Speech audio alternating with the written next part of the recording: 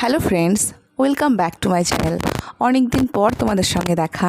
আশা করি তোমরা সকলেই খুব ভালো আছো। আমিও ভালো আছি। আসলে আমার বেবিটা একদমই ছোট, তো আমি একদমই টাইম পাই না, সেই কারণে আমার রেগুলার ভিডিও দেওয়া হয় না। কিন্তু এখন অবশ্যই আমি চেষ্টা করব রেগুলার নতুন নতুন রেসিপির ভিডিও দেওয়ার। তো আজকে আমি তোমাদের সঙ্গে একটা ভর্তার রেসিপি শেয়ার করতে চলেছি। আর সেই ভর্তার রেসিপিটি হচ্ছে মোচার ভর্তার রেসিপি। তো প্রথমে আমি মোচাটাকে ছাড়িয়ে নিয়ে তার মধ্যে থেকে এই শক্ত অংশটা ফেলে দেবো। তারপর মোচার এই মুখের দিকের যে অংশটা, সেটাকে আমি আর ছাড়াবো না, সেটাকে ছোট ছোট পিস করে কেটে নেব। এর আগেও অনেক রকমের ভর্তার রেসিপি আমি তোমাদের সঙ্গে শেয়ার করেছি, কিন্তু আজকের এই মোচার ভর্তার রেসিপিটি একদমই অন্য রকমের। যারা যারা খাওনি তাদের বলবো অবশ্যই বাড়িতে একবার একদমই সামান্য কিছু উপকরণের সাহায্যে মোচার এই ভর্তার রেসিপিটি ট্রাই করো। আশা করি তোমাদের সকলেরই খুব ভালো লাগবে। এবার আমি এগুলোকে একটা কুকারের মধ্যে দিয়ে একটু লবণ ও হলুদ দিয়ে একটা সিটি মেরে নেব, যাতে মোচাটা একটু নরম হয়ে যায়। তো তোমরা দেখতেই পাচ্ছ খুব সুন্দরভাবে মোচাগুলো সেদ্ধ হয়ে এসছে। এবার আমি এই মোচাগুলোকে জল থেকে ছেঁকে তুলবো।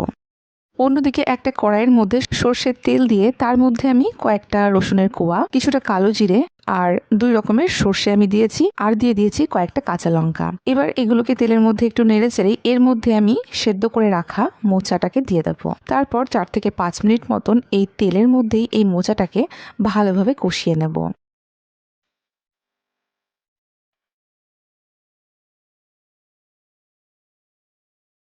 মোচাটা কষানো হয়ে গেছে। এবার আমি একটা পাটার মধ্যে এটাকে নিয়ে ভালো করে বেটে নেব। তোমরা চাইলে এটাকে মিক্সার জারেও পেস্ট করে নিতে পারো, তবে আমার মনে হয় ভর্তার টেস্ট কিন্তু শিলপাটাতেই সবথেকে বেশি ভালো হয়। তো তোমরা চাইলে মিক্সার জারেও এটাকে বানিয়ে নিতে পারো।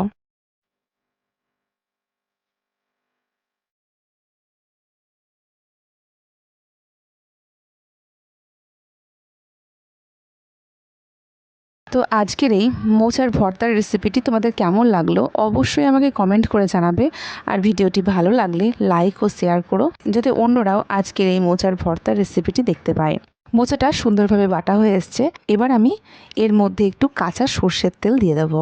তারপর ভালোভাবে হাত দিয়ে মাখিয়ে নেব। তোমরা দেখতেই পাচ্ছ মোচার ভর্তা কিন্তু একদমই রেডি। এবার তোমরা এই মোচার ভর্তার রেসিপিটি গরম গরম ভাতের সঙ্গে সার্ভ করতে পারো। গরম ভাতের সঙ্গে আর কিচ্ছুটি লাগবে না, এটা দিয়েই তোমরা এক থালা গরম ভাত খেয়ে নিতে পারো। আর আজকের এই মোচার ভর্তার রেসিপির ভিডিওটি সম্পূর্ণ দেখার জন্য সকলকে অসংখ্য ধন্যবাদ।